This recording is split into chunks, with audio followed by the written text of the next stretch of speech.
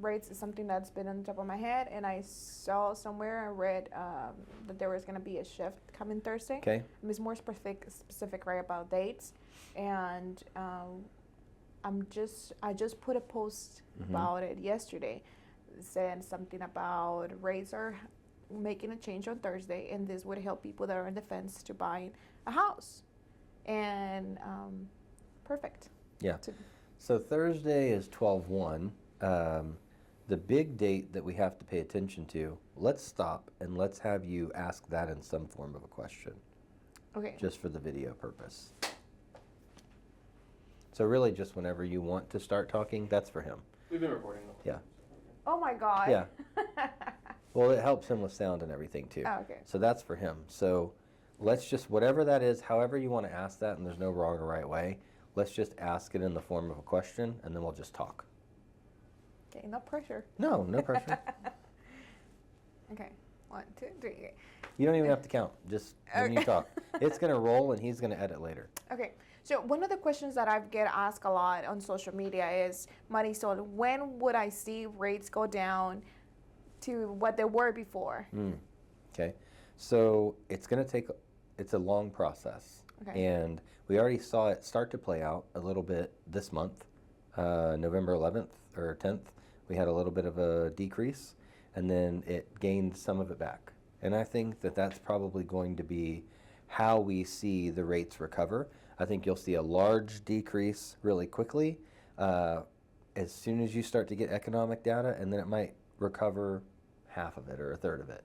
And it'll just kind of like, it'll work itself down kind of like this. You'll have these peaks and valleys until we settle somewhere. Most economic people think it's going to be somewhere in the 5s. We don't know exactly where. We do think in 2023 we will see 5 something, which is encouraging.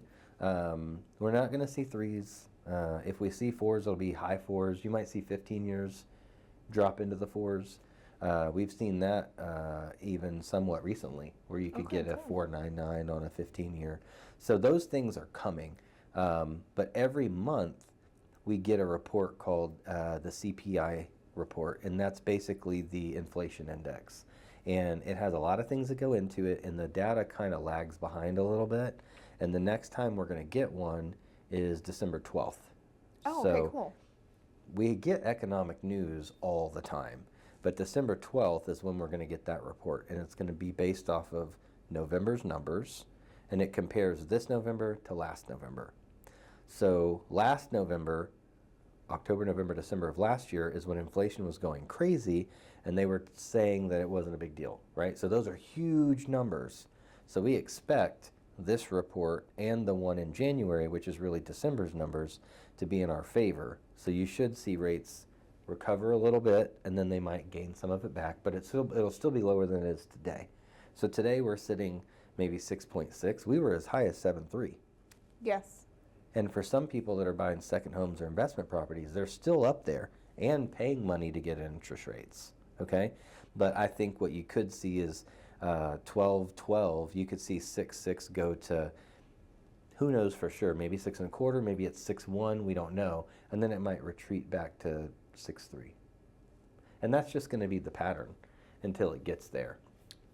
January is going to be a big one too, because you'll get the actual adjusted inflation numbers for housing, whether it be rent or just housing in general. That data lags behind about 6 months. Okay. So all the way through January, I think we'll get little bits of good news. There's going to be a pending recession, which we will go through, but that doesn't mean bad. Home prices have actually increased during most recessions. But recession doesn't mean a bad thing. It's a necessary evil to inflation. It's just part of it, right? So every time in the history of the Fed raising interest rates the way they have now, on the other side is a recession, which is the goal. I don't think people understand that. Like, they're trying to force a recession so that we can get balanced. We're trying to take money off the streets. There's too much money in the streets. So the easiest way to explain inflation is lots of money chasing very little goods. So when you have way more money than things to sell, the things to sell increase in price. So we got to get money off the streets. And the way to do that is make things more expensive and Which we're seeing go that. into a recession. So Great and information. I love this, and this is just such a good way to explain it. Because I mean, I get asked that a lot, Marisol. What are you seeing? What is happening? And they're expecting my houses that I'm listing to be $40,000-$50,000 less, and it's not happening, Steven. It's not. It's just not going to happen. yeah, we're not in a market where I think you'll see that. We didn't even have, even though we had houses that were hyper competitive and going for over asking, we didn't have the same things that you had on the East and West Coast. We didn't have 200 over, 250 over sight unseen. We didn't have that. The people that we had that was overbidding were people coming from Correct. the West and East Coast and relocating, right? And they were paying, let's say, 10% over, 15% over. So it didn't get as crazy. And we had so much appreciation that most of that got gobbled up. So Texas being a pretty safe housing market, you might see it a little bit in like maybe metropolitan Austin or parts of northern Dallas or even parts of centralized Houston, Harris County, you could see it. But outside of those three concentrated areas, you're not going to see huge decreases unless we have a much bigger recession that's anticipated. Now, is it possible if we like go to war or something that could happen? Sure. But that's not something that we anticipate right now. But I think that something that's helpful for people is, you know, and especially for you serving clients that need economic data quickly, there's a lot of different ways you can explain inflation, but the simplest way to tell people is there's way more money chasing way less stuff. And until that balances out, we're going to continue to have inflation. So now that we're starting to see things be more expensive and you're starting to see less consumer spending, inflation will come down, which it has started to do. Yeah, we see that Black Friday, It has to Cyber happen. Monday, it's all over the news. Yeah. It's happening. And even the seasonal spending will still be high because money is still in the streets. And this is the first time goods are getting cheap again. Like September, October, everything's expensive. So if you put a 70-inch TV for $450, you're going to sell them all. Correct. Because all of them have been through the roof since then because of supply chain issues, right? So the quick little sales will show up, but it's seasonal spending, so it's already kind of baked in. Not really worried about that at all. Have you done your shopping? I am. So my kids are older now. Change a little bit of subject. Yeah. Have you done? Yeah. So my kids are 20, going to be 20 and going to be 15. So our shopping looks a little different now. It's less things at higher price tags. So yeah, I mean we're pretty much done. I have one more thing that I'm trying to decide as far as what I'm going to get for my wife, but yeah, it's pretty. We spend way more time and energy on our family outside of our household because they still have young kids and stuff like that. So we're pretty close. I'm not nervous about it. I've been in way worse spots as far as shopping goes, so not too bad. How about you?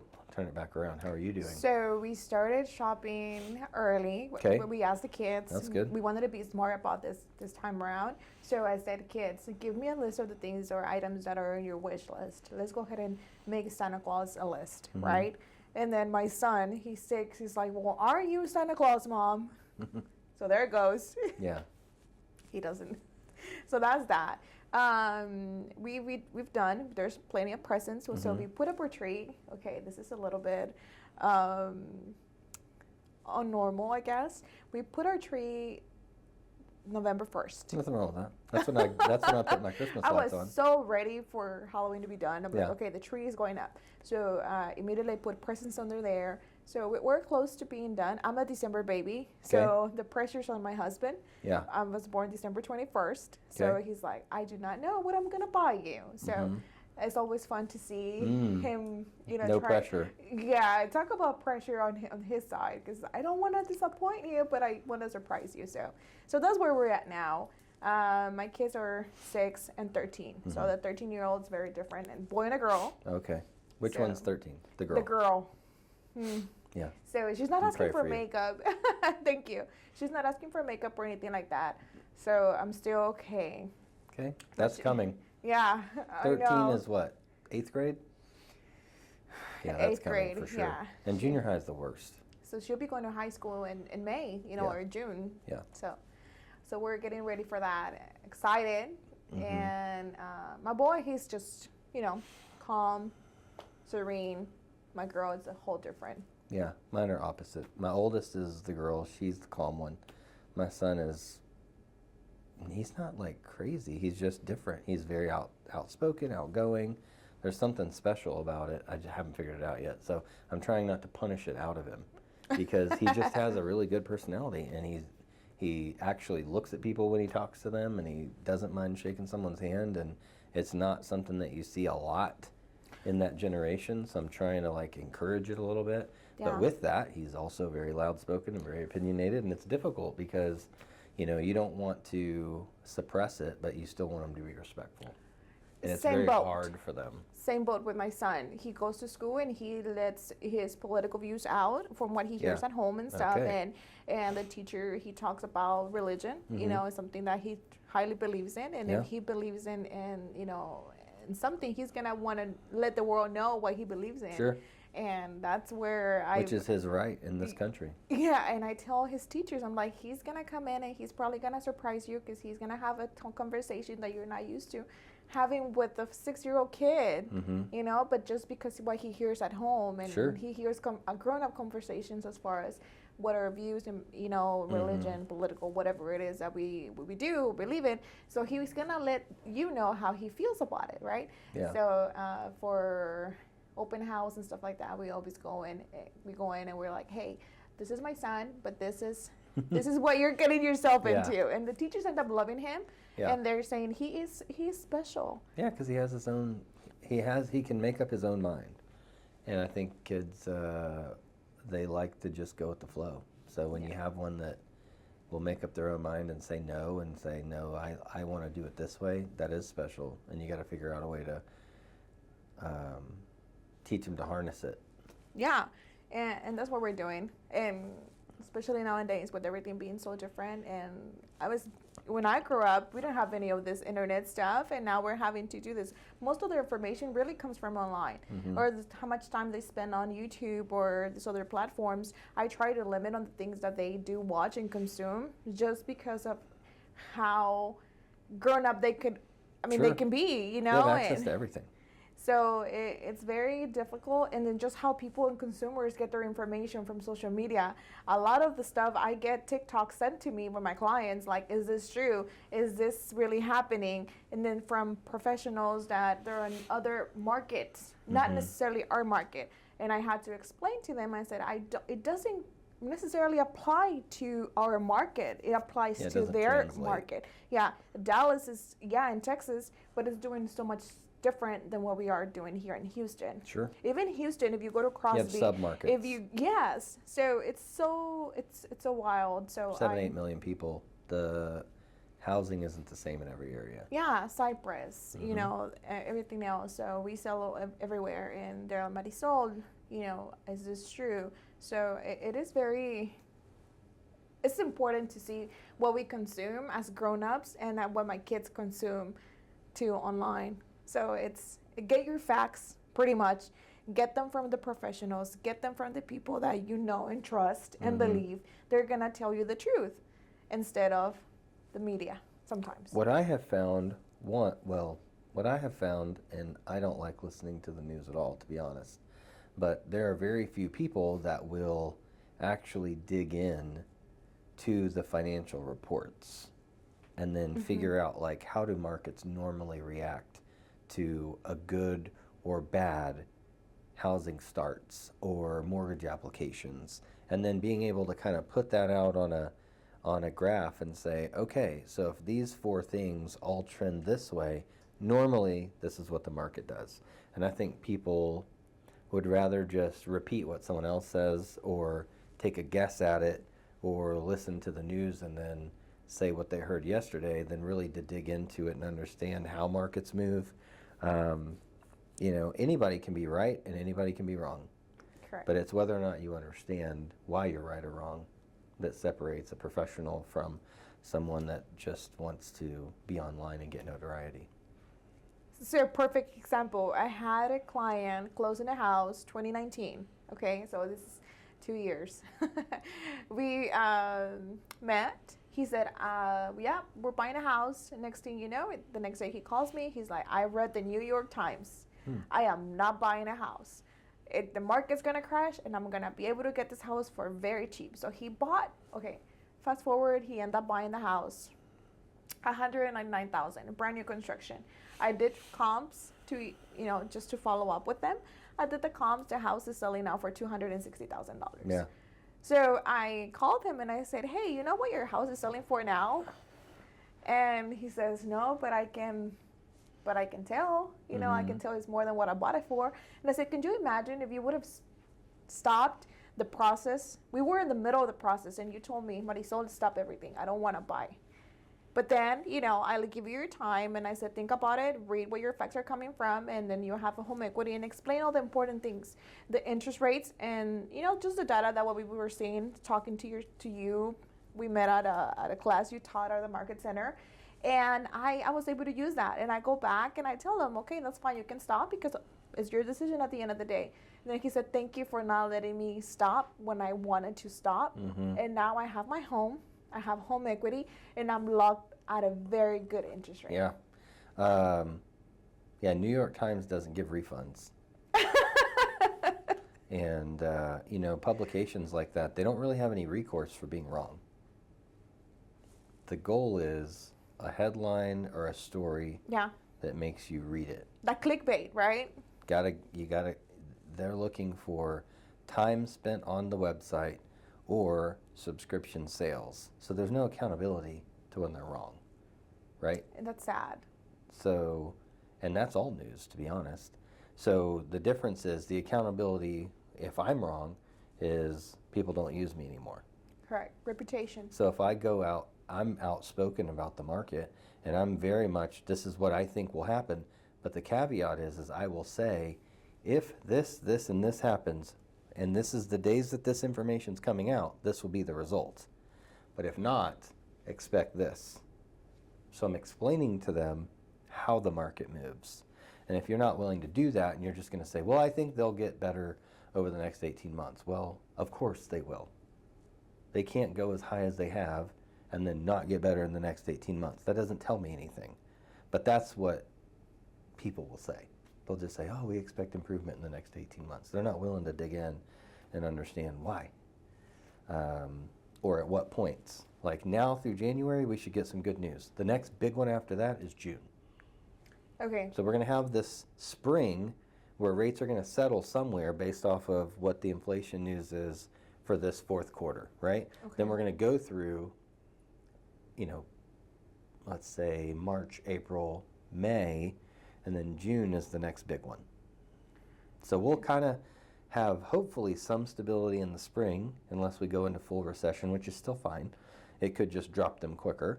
Because what happens in a recession is the Fed backtracks on raising the rates. And then what that does is it stimulates growth, because that rate, even though it affects mortgage rates some, they're not directly tied, but what it does affect is every builder that uses commercial lending to build homes, every time they raise that rate, all of the money that they borrowed goes up by that amount overnight. So it changes the way that they plan developments or commercial structures.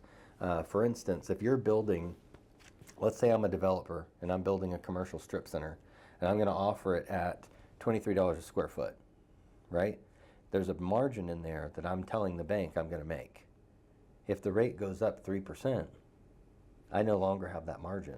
So my $8 million project is now worth $6 million. But I borrowed $6.5 million. So the Fed rate really affects that lending more than it does our lending. Okay, cool. So they're not directly tied. So ours doesn't move. Most of the time we've already baked in what's coming next. And then if it's not as aggressive, you'll see an improvement. Or if we start to think that the Fed is reversing course, you'll start to see an improvement. So if they just say, okay, we think we're there, we don't have to raise them anymore, just that can bring rates down significantly. The other thing is there's a spread between the 10-year Treasury, which is something that's loosely tied to mortgage-backed securities. Mortgage-backed securities is what we actually trade in mortgages, right? And people have to bid on those. And if they're willing to buy them, then we can do loans. So you can get to a situation when rates were going up so fast where people are like, nobody wants to buy them. Because if I buy this loan at 7% and 2 months from now it's 6.5%, I'm not going to be able to make enough money in the investment I put to buy that mortgage. So I'm not buying them. So then rates have to get somewhere where people will buy them. Wow. So there's a lot of factors. And everybody's biggest fear right now is that 6 months from now, every loan we're doing now, we're going to have to redo. And they won't be able to recover the money that they've invested in the loans we're doing right now. So they're paying lenders way less for the loans because they expect to not be able to recover that profitability. So some lenders are having to really jack their prices up. It's not their fault. It's just that we're not getting paid the same way for the loans that we were a year ago, because they're not expecting to be able to maintain long-term margins. If you have a lot of loans on your books right now at 4.5%, those are never getting refinanced. Yeah. They're just not. Unless someone falls on hard times and has to access their equity and they can't qualify for a separate home equity line of credit, that loan's going to be on your books forever. So it's very valuable. Even though people think, well, wouldn't you rather have a loan getting 6% interest? Not if I'm only going to have it a year. I'd rather have the loan at 4.5% forever. It makes sense. People don't understand that, though. It's way more valuable to the servicer to have a loan that will never be refinanced than to have one at a higher rate. Wow, you opened my eyes. I'm just like taking it all in, and it's so eye-opening, and now I know a lot more just with that. Mm-hmm. Oh my God.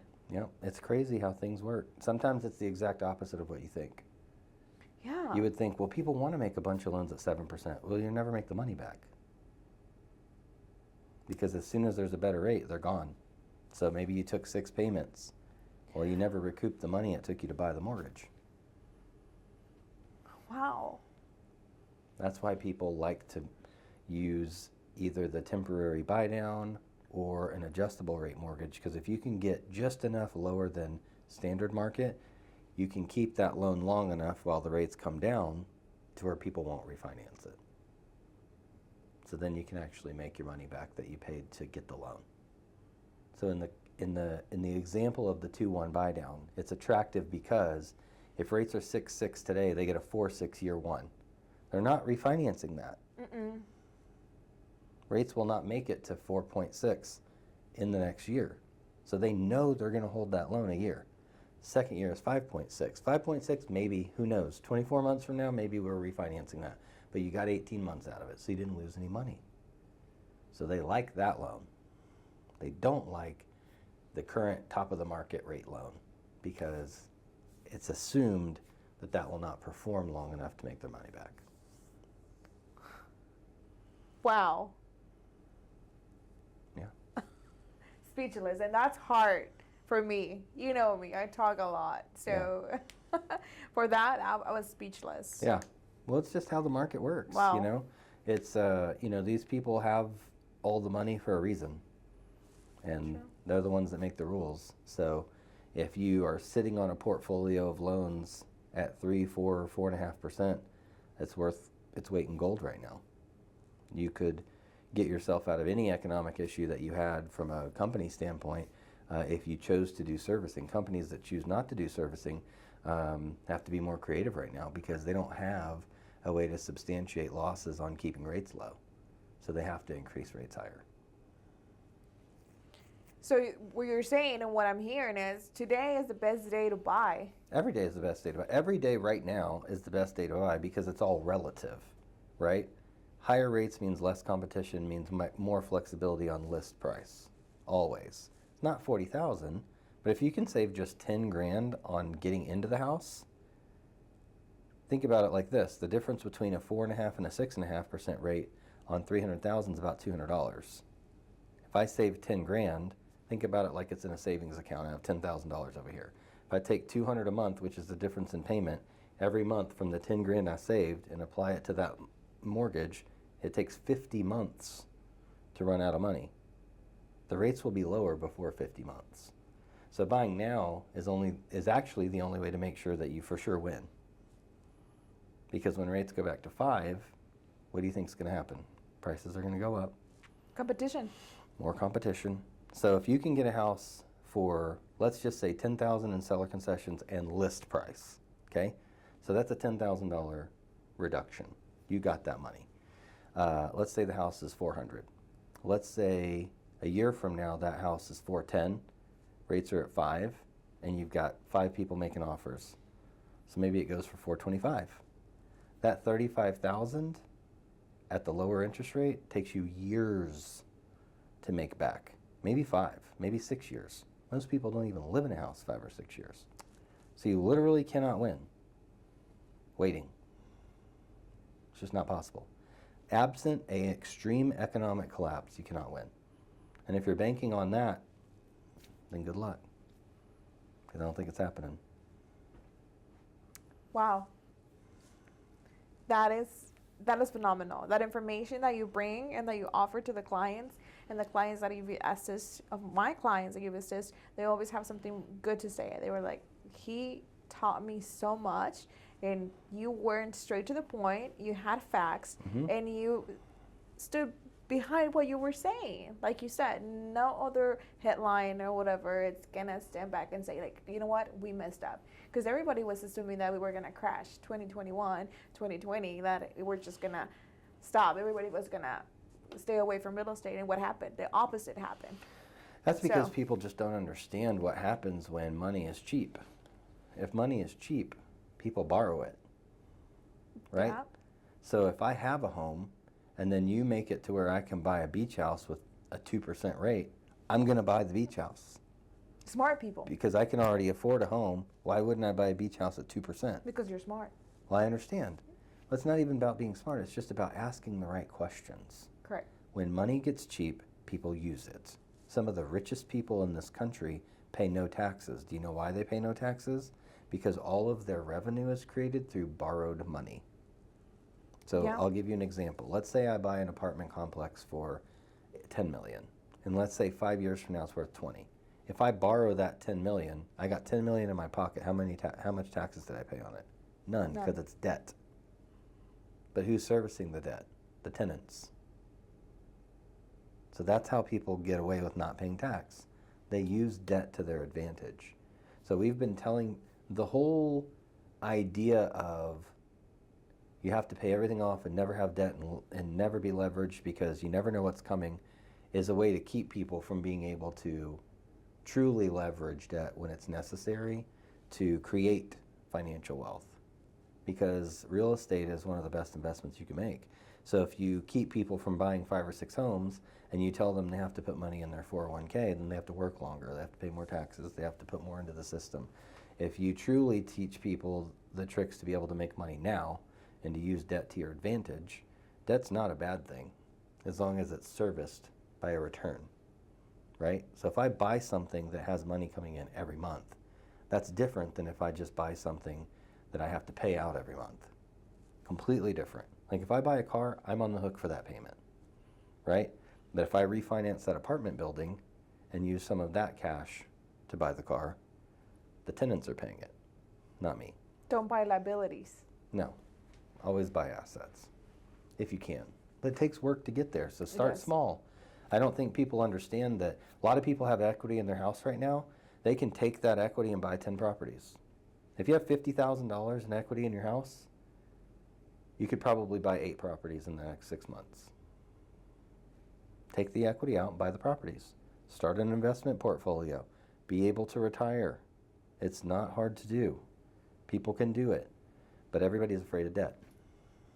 Going back to the seatbelt story, I don't remember exactly who told me this, and hopefully one day I can remember because I need to give them credit for it because I say it a lot now. But someone once told me, it's one of the wisest things I've ever heard, is that if you are always honest, you never have to remember. Oh my goodness. Which is 100% true. Like, I don't have to remember what I told you if I always tell you the truth. So I love that. One of the biggest lies that we tell people is all debt is bad, right? So generally speaking, we talk about assets and liabilities, which is fine if you're building just a balance sheet. But when you look at debt, how is that debt paid? Is it paid by you, or is it paid by the asset? If the asset services the debt for you, then it's not a liability in the way that we frown upon liabilities, right? It's actually an asset that's servicing its own debt. So I think that if we could educate people that it's not just black and white. There's also this middle class of asset that has debt but services itself, pays for itself, and appreciates and grows in value and grows in equity and creates wealth for you. That's a different class that doesn't fit into the normal system of assets and liabilities, right? Because what they teach assets and liabilities is if you have something that has no lien on it, that's an asset. But if you have a lien, it's a liability. Now they're starting to teach if you have an asset, like let's say you buy a truck that's $60,000. It's the $60,000 plus here, and your loan for $58,000 is a negative, so it's worth $2,000. Okay, that's getting somewhere. But then who pays it? If I'm paying it, it's a liability.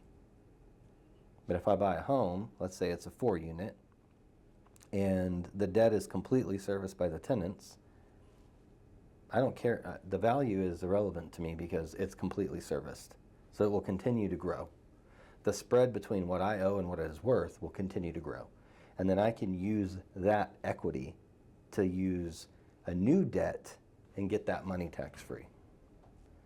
Okay? I bought my first house 2012, and I was so scared to buy my house. I mean, that's like something that I can relate to my clients. Is like, what are your fears? I mean, my fears were this, and I lay them out. I said, this was fear of not being able to afford it because I was so used to paying rent. But when you take yourself out of that mentality of being a renter to a homeowner, something switches in your brain. It does switch, and so for some people, it's you want more of it. Yes. And so many people think like, oh, I could never own 2 homes. Of course you can. Like, if you have the ability to save, you can buy 2 homes. It's just a matter of, do you understand how to do it? Do you understand how to, in the average American family, if you, over the span of 15 years, could help them acquire 4 more properties, their net worth at retirement is 20 times what it is if they just put money in their 401k. And we get to be a part of that. Oh, I love that. I love their faces when it's like, hey, here's the key. And then they get to invite me to their homewarming or Christmas or Thanksgiving. They're like, Marisol, can you come over? Can you do this? And it's so gratifying just to go in there and see their home. It's like, I helped them get here. And it's it is so fulfilling, and you have to have a passion for it. Sure. And I got asked this question yesterday. I said, they asked me, are you staying active? And I said, staying active. What other way is there to be? And then I said, well, it's like, well, such and such and such and such. It was like about 5 names that were thrown at me. Well, they quit. They went back to got a regular job. And I said, well, instead of me going and getting, there's nothing wrong with people getting regular jobs. But for me, my passion is once I tasted that joy of seeing people getting homes and switching and seeing their post about their house and what they renovated and what they did, the color they changed, the new picture frame that they put up and stuff. And it's like, I helped them. There's a little piece of land in Texas that said Marisol Ortiz sold it. Yeah, of course. And to me, and it means a lot. It should mean a lot, and people should be passionate about what they do. And if you got into it because you thought the getting was good, then it's probably time to exit. But, I don't know how to do anything else. Yeah, it's like it's embedded in you. You answer the phone, and it's like, okay. So I never have a backup plan, but I know how to get back to basics. And that's not a big deal for me. Like, I don't mind grinding it out. I'm not a great salesperson, but I am a very good executor. So as long as I have a plan, I can do all the stuff. If I got to make 20 calls and meet this many people and shake this many hands, I can do that every single day of the week. What I can't do is stand in front of you and convince you to use me, even when it might not be in your best interest. I'm not good at that. I will probably just tell you, yeah, we're not a good fit. It is what it is. I'm gonna call the next person and see if they're a good fit. Because I'm just not good. I'm just not a selling type of person. or personalities, right? So it's happened where I said, you know what, I'm just gonna call in the next agent.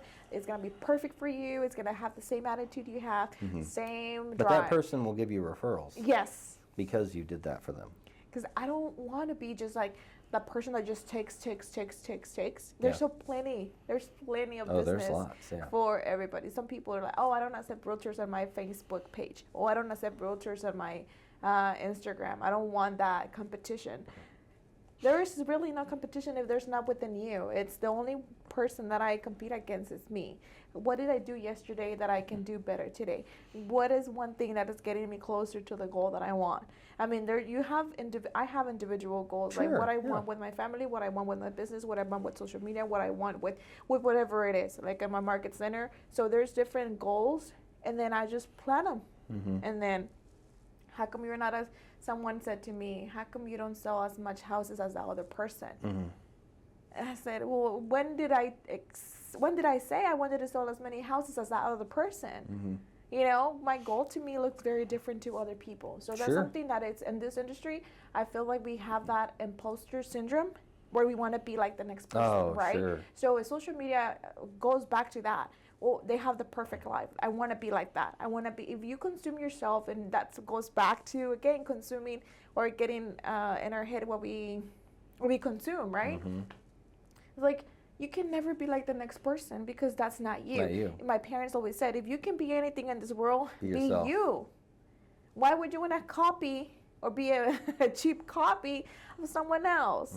You know, and in this industry, I feel like there's so many ways to succeed. There's so many ways to pop, to shine, that only the strong will survive, and we're here for it. Oh, yeah. Nope, I couldn't agree more. I actually love when the markets are crazy. Let me ask you, shifting gears a little bit, even though all that is fine, and I think it's good to have your own goals, vision, etc., but are you competitive? Like, are you competitive at all? Do you have a competitive... Yes. I feel like it's there. Oh, yes. Okay. So even though it's your own goals, like, there has to still be something where you're like, well, I still want to beat you. Oh, and I do. I just want to... my goals are more important. I just want to beat you. Oh, so every listing that I've gone to, I've taken. Okay. When there's 3 or 4, when I know that there's 3 or 4 agents that have interviewed before me, I know I gotta go in there. You just sit in the car and you're like, all right, that's it. I'm winning this one. That's it. That's exactly how I go in with the attitude that you interview 3 or 4 people, they give their spiel. Sometimes they show me what the agents left behind, and I said, I really don't care to see that. That's an individual's work, because we do work for our information and stuff like that, or printouts or whatever. So I said, you know what, that's that individual, but this is me. I'm not here to impress you. I'm not here to impress you with this. I'm just gonna impress you with my work. Yeah, it's not show. It's not a show. Here's what I'm going to do for you. And this is, I take out my history of sales and days in the market and reviews, and I say, this speaks for itself. I mean, are you going to be the smart person to hire me, or the next neighbor is going to be the one smart to hire me? I mean, it just depends what you want to do. And then, I mean, it sounds a little bit cocky sometimes, but for them, it can be confidence, right? Like, I'm going to sell this house. I am the right fit for you. You do need to hire me. And if you don't understand that, I'll go to the next person. Which, I don't think that... I think it's a fine line, but I think confidence is super necessary. My confidence comes from data and knowledge, because my confidence doesn't come from, I'm going to be the most charismatic person that can just market like an animal. That isn't where it comes from. Mine comes from the other stuff. But as far as competitiveness is, one of the things I have learned to do, because I'm now 40, is not let my fierce competitiveness show to everyone. So I keep it to myself a lot. But one thing I've talked about in these videos before is I am exactly what you think I am. Like, I really do want everyone to succeed. course. I know a lot of people that are lenders that don't work for me, with me, whatever you want to call it. I want them to win. I am happy for them when they win, but I still want to beat them every day at everything all the time. Yeah. Always. And I don't want to lose ever. And I can't control that. Now, I cannot be boastful about it, and if they beat me, I am happy for them, but all that means is I'm going to work way harder. So True. I am fiercely competitive when it comes to that. Yeah. And it doesn't even matter. It doesn't even matter. I just want to win. You know what I mean? Like, and it can be the smallest thing ever, and I still want to win. It reminds me of that time that I won the Christmas tickets at our market center. We needed to dance, and what needed to bring it up a notch. And I got on top of a table. I was a new agent. I think And you won the tickets. 2-3 weeks in, and it was a full cafeteria full of people. And you won. And I won the 2 tickets. I Mm-hmm. saved myself $80. So if I can save myself $80, and that's what I take to my clients. If I'm on the selling side, don't want to leave anything on the table. If I'm in the buying side, I want to take all the money. You know, so it's pretty much what I use. Yeah, but what it does do, that type of competitiveness, what I've learned over the years of it being too much in business, is it's allowed me to look at certain aspects of our side of the business and say, I'm going to be the best at those. We're going to communicate the best. We're going to perform the best. We're going to have very attractive pricing. We're going to be the best partners to our lenders, to our realtors. So we just have these 5 or 6 things, and those we always want to win at. And as long as we're doing those things, everything else works. So it doesn't have to be like XYZ lender, I want to beat your production. It's like, no, I want to have the best reputation. We want to be the most knowledgeable. We want to be the best partners. We want to serve our community the most.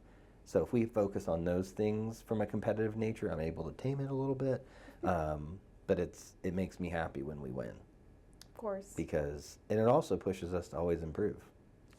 Absolutely. Because if anybody's gaining ground on us, it's because we're not being innovative and we're not improving. And the enemy of all progress is, being comfortable. Complacent. Mm-hmm. Yep. Complacency is the enemy of all progress. If you are comfortable, you are losing. I needed to hear that today. That's true. Yeah, no, it's true. It's absolutely true. And sometimes we're so busy with, we've been busy, but we're confusing busyness with actually doing business. Sure. And that happens a lot of in my industry or in our industry. I don't know if it happens to you, but I mean, 2 years in, and I still feel that sometimes if my phone rings. Yesterday, my phone was ringing from it was 8 in the morning, and I had meetings all day long. So by the time I realized, I said, oh my goodness, I didn't lead gen. I didn't. It was like, oh my goodness, and that has to be done. So do you just do it right then and there? So, or do you do it twice as much tomorrow? Like, what do you do when that happens?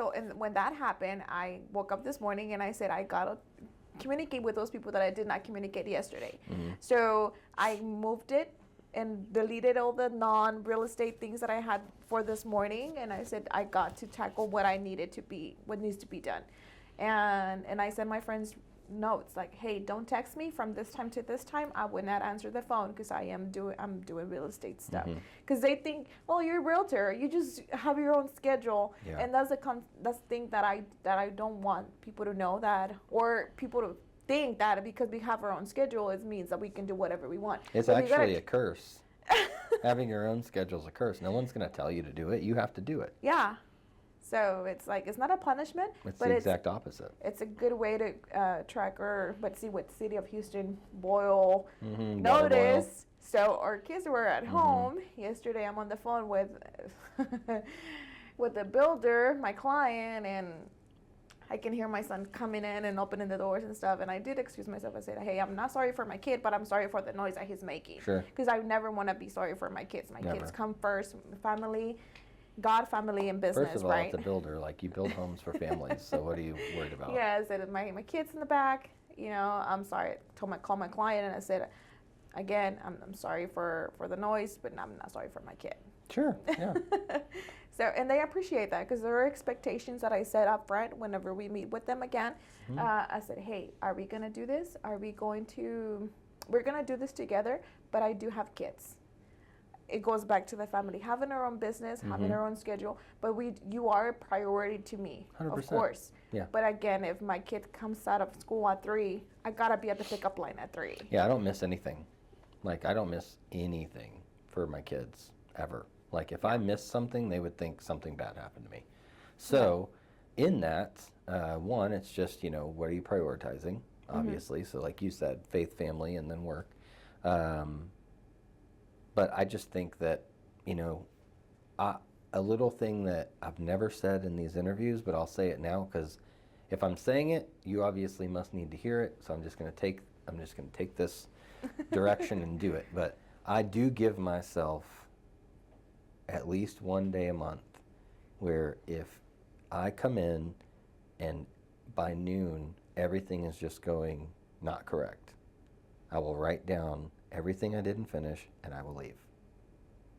And I'm done. Like, I'm calling it for the day.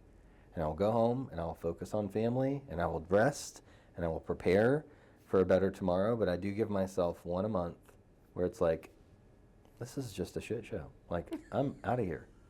I will come back tomorrow and I will be better. But it is not happening today. And you have to be able to give yourself the ability to do that.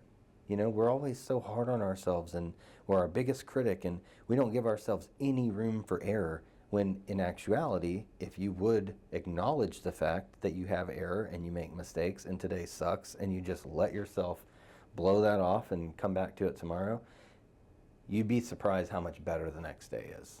Oh, yeah. But I give myself one a month. If it's just, nope, see ya. Hey, guys, it's 12. I'm leaving. I'll be back tomorrow.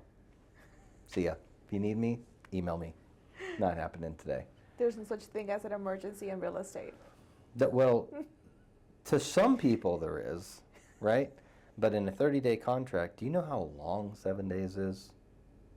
Like, I can do the entire process in 7 days. So if I need 4 hours, don't blow me up. I had an agent call me at midnight. That's unacceptable. I texted the next morning and I said, I am, she could have taken it however she wanted it. I said, I do not work past 9. I mean, if you text me at 10, I'm replying at 4 in the morning. And I said, I will not answer my phone at midnight. There's nothing. Lenders are asleep.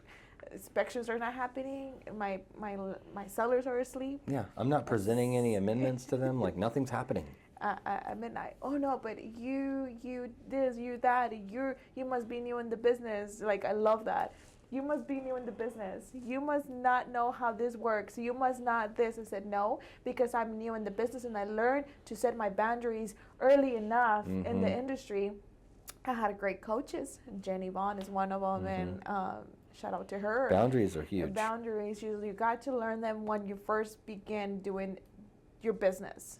You either run your business or your business runs you. Yeah. And that pretty much narrows down to what type of business would you have? Are you going to have a long business or are you going to have a short career?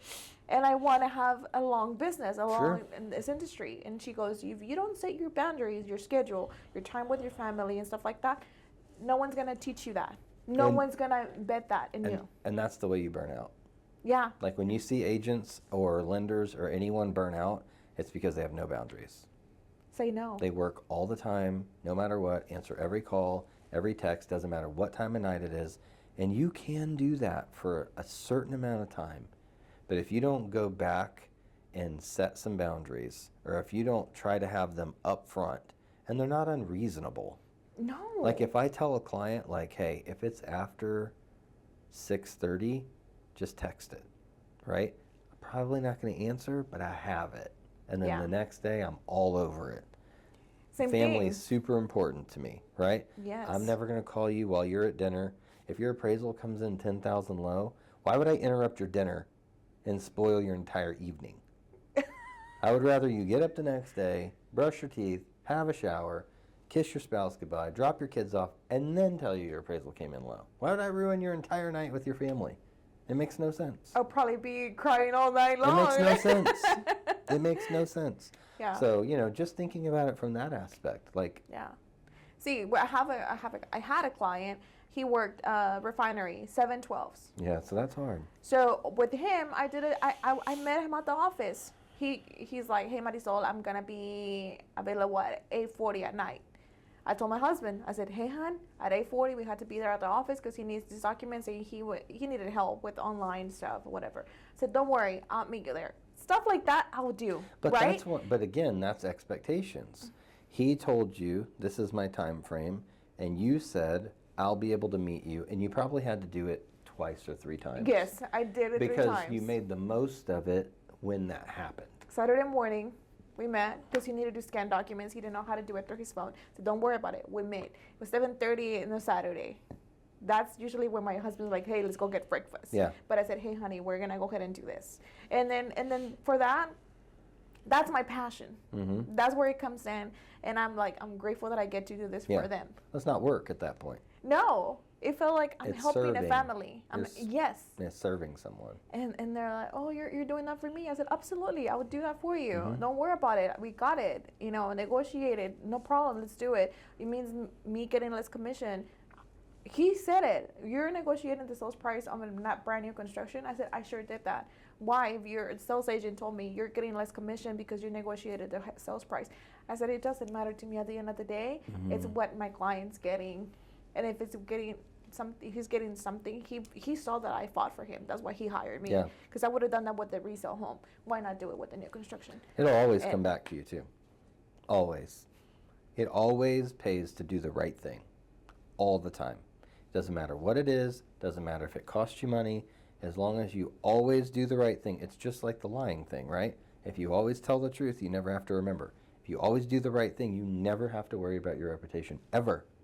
Yeah. It's such a simple concept, and just so many people don't understand it because it's not the quick way, right? The speed is in, minor acts of deception or half-truths or this or the gotcha stuff. That's where speed comes in, right, in growing your business. But to do it the right way, it's always a commitment to doing the right thing and a commitment to always being honest. You will build your business over a longer period of time, but you will not burn out, and you will have what I believe is a business that is worth more. Because the people that are inside of that business are going to be the people just like you. Yeah. If you aren't yourself, or if you are trying to be someone else, you're going to attract the people that should be working with them. And then your book of business, to me, is worth less. Yeah. And I'm who I am in social media and who I am in real person. And they're like, you're just as crazy on social media as how you are in real person. And I am just as calm in social media as I am in person. Like, I'm just not, I do get fired up about veterans. Oh my goodness, and yes, I do get fired up about certain things. But for the most part, I'm just, I'm not super excitable. We're opposite personalities, but we both have a passion to serve people. And I think that's what's incredible about our business, because someone that has a completely different personality like you and a completely different personality like me can come together and serve one person with a common goal in mind and feel really good about it at the end of the day. And I don't know too many other industries where you can do that. No. This is why I always say this. I didn't choose this industry. This industry chose me. No, no one chooses it. It just came to me. It was something that I always thought I was going to do, and it was so funny. I started to take my classes when I was 22, 23. I didn't get my license till I was 29, 30. So it all happened for a reason. I'm not sure why it took so long. God had other plans for me, and I went through life, whatever, and then one day I woke up. It was in May. I woke up, I sent a text message to my husband. I said, you know what, I got like that fire you know, that I was in the back burner, and then something came in me, and it's like, okay, you gotta go do it. You gotta go help people.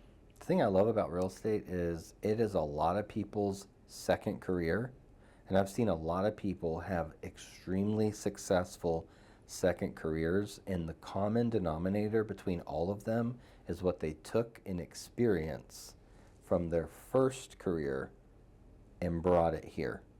Yep. Like I interviewed someone that was a nurse in their first career, very nurturing, right? The way they approach real estate is very much like they approached nursing, right? Lots of checklists, got to be perfect, all about caring for the person. Like you just see people come into this as a second career, and they take that lifetime of the first careers, you know, the things that they've learned and examples of situations that they've had with people and how they've had to interact with customers, and they bring that energy and apply it to real estate, and you get this whole new experience that no other agent has. So I think second career agents can have a huge benefit over first career agents, in my opinion, because you're bringing something to the table that a person that has only done real estate won't have. So, Yeah. just something to think about. No, it just came back, all the jobs that I had, and I always succeeded. Something from that permeates into what you're doing now. Yeah, everything. It has to. It always, my first job was a leasing specialist at apartment complex. Then I moved on to loans and became manager there. I moved on to a bank. I went straight to being a personal banker. People usually start as being a teller. I skipped. I went straight to banking, and then I took a time off to have my son, 4 years. And my son's 4 now, going to school. My husband's like, okay. And then I'm like, I'm ready. I'm ready to feel that fulfillment. Now my job as a mom, in that phase, was kind of like at a still, like there was no more excitement. He's going to school, whatever. Now what's in it for me? So as a woman, I said I need to feel that fulfillment more than, and now I feel that, right? So, and I do use that door knocking. I got hired for a listing actually because he saw me door knocking on heels, and he said, "You're the only one." And he's still military. He's actually based on. I sold his house because he moved to California. His wife's on a vessel around the world. I mean, they're an incredible family. So he said the only reason he hired me was because he saw me door knocking with heels. He's like, I've never seen my other realtor. He's like, I'm not saying anything bad, but I would have never seen her do that. Sure. What you've done. Yeah. And then because of that listing, I got a listing next door, and because of that listing, I would just sign a listing agreement with his mom on the same street, but a different side of the whatever, same subdivision. And because of that listing, I got 3. Yeah. Because I was wearing heels while door knocking. Well, and even more, strip it back even further, you were doing the fundamentals. Yep. You were practicing the fundamentals, and you got a huge payoff from it. And sometimes agents can feel like they've gotten past the fundamentals, and that is a very big trap. I've seen biggest or top producing agents. They go back to the fundamentals when they feel door knocking. Yeah, it's because they know. They know, like, hey, market's turning. Got to get back to this. Got to do more of this. Got to spend more of my time doing these things. Yeah. The reason they weren't doing them before is because the pipeline of business kept them busy enough to not do it. But as that dries up, your time goes back to here. It just has to be that. And maybe some of them just have to live a cycle first. But if you haven't been through one, just work through it. Just work the entire time, no matter what. This is my first shift. Just continue to work through it. As long as you just continue to work through it, you're going to accumulate a database of contacts and people that are going to need you at each point of the recovery. And then those will be your transactions. I don't mean to make it sound simple, but you just got to put in the work. Yeah, but you just got to put in the work. We good? I think that's good. Lots of gems. Okay. You're mentally cutting? Oh, yeah, for sure. You mentally cutting in your head? I take notes as well. Okay. Okay, was it good? It was great. Yeah, honestly, I feel like